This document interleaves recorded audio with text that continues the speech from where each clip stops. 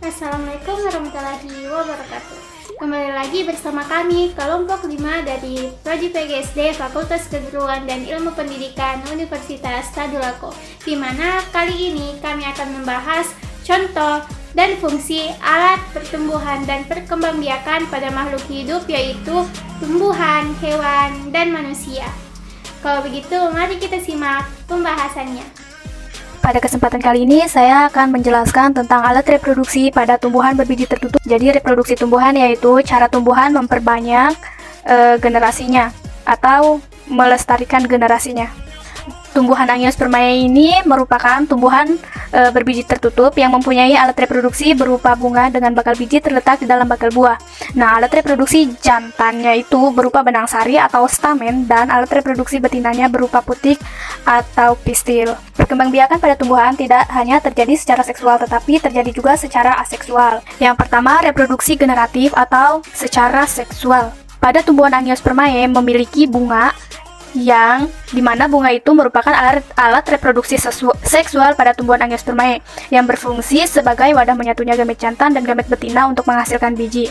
Nah, berdasarkan alat reproduksinya, bunga ini terbagi menjadi bunga sempurna yang dimana memiliki benang sari dan putik sekaligus, dan bunga tidak sempurna yang merupakan bunga hanya memiliki benang sari saja atau putik saja. Perkembangbiakan pada tumbuhan Angiospermae terdiri atas penyerbukan atau polinasi. Nah, ada macam-macam penyerbukan gamet. Di antaranya yang pertama yaitu penyerbukan berdasarkan asal serbuk sari. Yang pertama, autogami, yaitu penyerbukan dengan serbuk sari berasal dari bunga yang sama atau satu bunga. Yang kedua, deitonogami atau tetang, penyerbukan dengan serbuk sari yang berasal dari bunga lain tapi masih satu individu. Yang ketiga, alogami atau silang, penyerbukan dengan serbuk sari berasal dari individu lain tapi masih dalam satu jenis. Dan yang terakhir itu ada hibridasi atau buster, yaitu penyerbukan dengan serbuk sari berasal dari yang lain jenis. Yang kedua itu berdasarkan faktor yang membantu atau perantara. Yang pertama ada anemogami, yaitu penyerbukan dengan bantuan angin. Yang kedua, hidrogami, yaitu penyerbukan dengan bantuan air. Yang ketiga, antropogami, yaitu penyerbukan dengan bantuan manusia. Dan yang terakhir, zoidiogami, yaitu penyerbukan dengan bantuan hewan. Nah, jadi dari peristiwa tersebut kita dapat mengambil kesimpulan bahwa fungsi dari benang sari yaitu menghasilkan serbuk sari sebagai rumah gamet jantan atau sel kelamin. Sedangkan fungsi putik yaitu sebagai alat kelamin betina. Kedua yaitu perkembangbiakan secara vegetatif atau secara aseksual. Nah, sifat dari reproduksi vegetatif yaitu menghasilkan keturunan yang identik sama dengan induknya. Nah, reproduksi vegetatif ini terdiri atas vegetatif alami dan vegetatif buatan. Perkembangbiakan vegetatif alami contohnya yaitu yang pertama dengan tunas. Tunas adalah bakal individu baru yang muncul di bagian batang bawah. Contohnya itu pohon. Yang kedua yaitu rizoma atau akar rimpang, yaitu batang yang tumbuh mendatar di bagian tanah, contohnya jahe. Yang ketiga, geragi atau batang yang tumbuh menjalar di atas permukaan tanah, contohnya tanaman stroberi. Yang keempat, umbi akar adalah pembengkakan pada bagian akar karena perubahan fungsi dan sebagai cadangan makanan, contohnya wortel. Yang kelima, umbi batang, yaitu pembengkakan pada bagian batang karena perubahan fungsi dan sebagai cadang makanan, contohnya umbi jalar. Dan yang keenam, umbi lapis, yaitu modifikasi batang beserta daun yang memperlihatkan struktur berlapis-lapis, contohnya bawang merah. Serta yang terakhir yaitu tunas adventif, yaitu tunas yang muncul selain di batang, contohnya akar. Yang kedua ada perkembangbiakan vegetatif buatan, contohnya yaitu cangkok, merunduk, okulasi, dan yang terakhir stek. Gymnospermae atau tanaman berbiji berbuka. Kelompok Gymnospermae terbesar saat ini adalah conifer atau pinus, cemara, dan sejenisnya. Cycas atau Cichadophyta, Gnetophyt atau Melinjo, Epidra, dan Welwitschia, dan Ginkgo biloba. Tanaman Gymnospermae tidak memiliki bunga. Tanaman jenis ini memiliki organ reproduksi berupa konus atau strobilus. Di Gymnospermae, konus atau strobilus dapat berisi gametofit, jantan dan betina, namun tidak keduanya. Konus atau strobilus ini masing-masing menghasilkan fase gametofit jantan atau serbuk sari dan betina. Konus atau strobilus betina lebih besar dari konus atau strobilus jantan dan terletak lebih tinggi di pohon. Gametofit jantan dari strobilus jantan akan tertiup angin dan mendarat di strobilus betina dan terjadilah pembuahan. Tanaman Gymnospermae tertentu seperti pinus memiliki struktur berbentuk mirip sayap pada serbuk sari untuk membantu penyerbukan.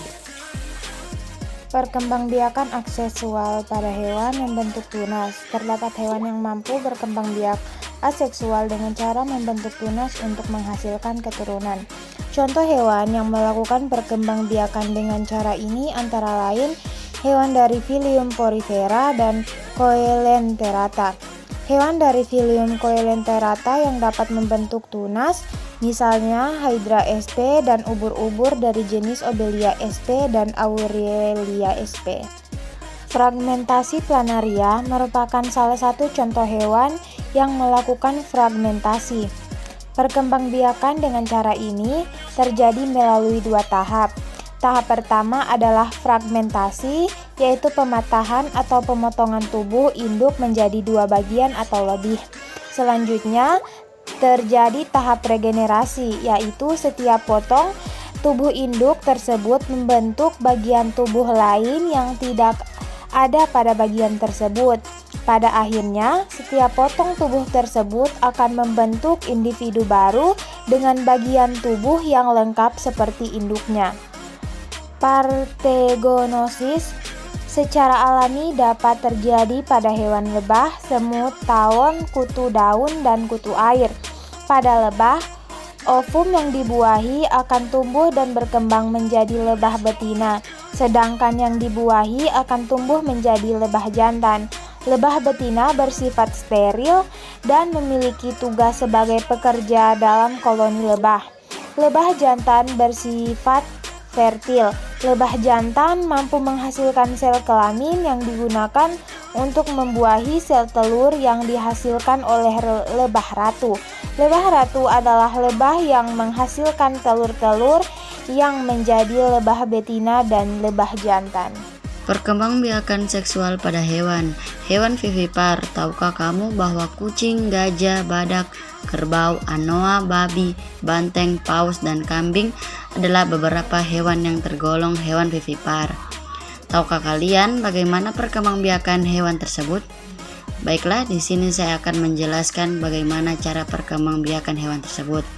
Hewan vivipar disebut juga hewan melahirkan.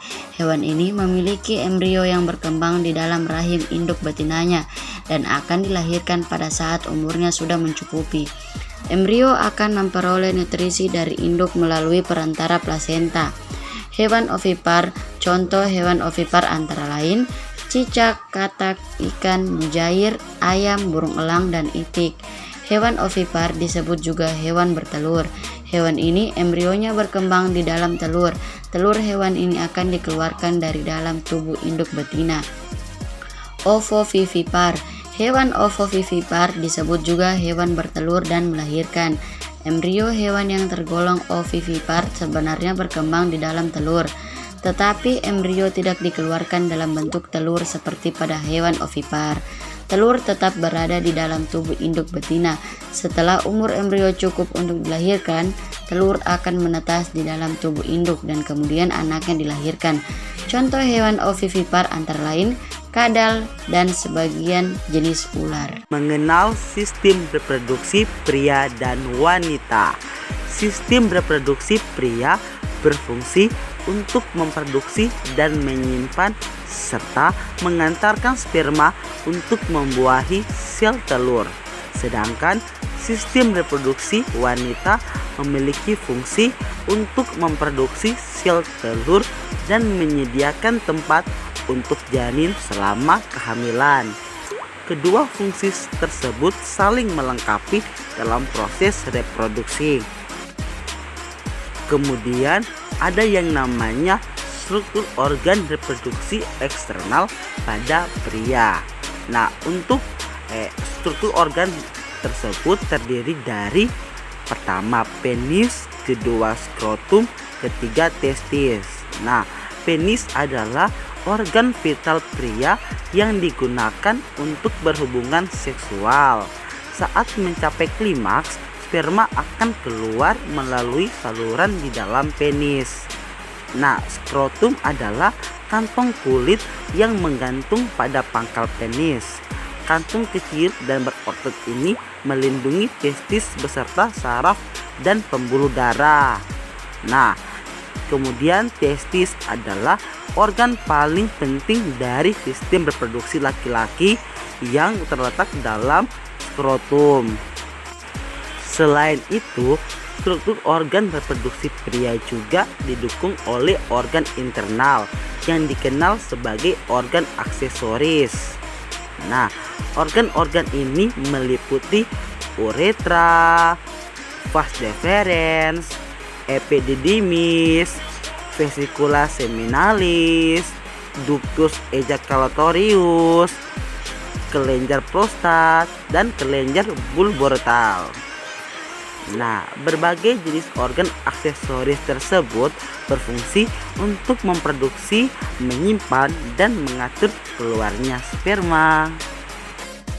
Itu tadi penjelasan sistem reproduksi pada pria. Selanjutnya, sistem reproduksi pada wanita, di mana pada sistem reproduksi wanita terdapat 4 organ inti atau 4 organ internal. Yang pertama yaitu tuba fallopi, yang kedua yaitu ovarium, yang ketiga yaitu vagina dan cervix, dan yang terakhir atau yang keempat yaitu uterus. Di mana untuk organ eksternalnya kita lihat pada gambar berikut.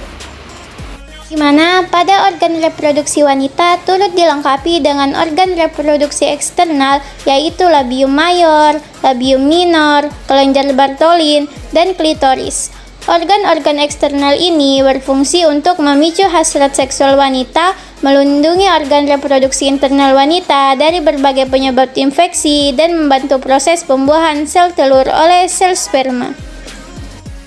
Setelah tadi video penjelasan mengenai contoh dan fungsi alat pertumbuhan dan perkembangbiakan pada makhluk hidup yaitu tumbuhan, hewan, dan manusia. Kurang lebihnya mohon dimaafkan. Wabillahi taufiq wal hidayah. Wassalamualaikum warahmatullahi wabarakatuh. Dan semoga apa yang kami sampaikan dapat bermanfaat bagi kita semua. Terima kasih.